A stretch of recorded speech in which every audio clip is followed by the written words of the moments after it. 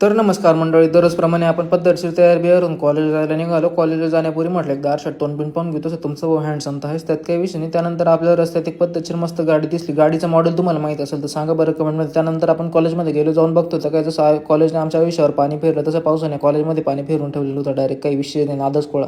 पाठीमागं प्रथमेश साखरे उभा.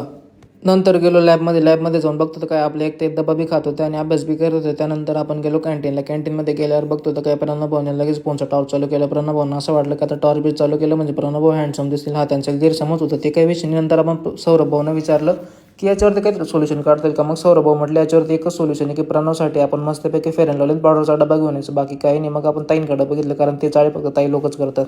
नंतर आपण गेलो हॉस्टेलला गेलो तर बघतो तर काय आपला एक मित्र मस्तपैकी काहीतरी करत होता. मला वाटलं सायंटिस्ट येतो, त्यामुळं काहीतरी शोध लावत असेल. जवळ जाऊन बघतो तर काय तो मास्कमध्ये बोटं घालत होता. याच्यावरती मी काही बोलू शकत नाही. नंतर आपण गेलो चहा प्यायला गेलो आणि आपल्या प्रथमेश साखरेने पद्धतशीर पहिले आपल्याला सलाम ठोकला. त्यानंतर बिस्किट पुड्याला ठोकलं, म्हणजे बिस्किट पुडा फोडला.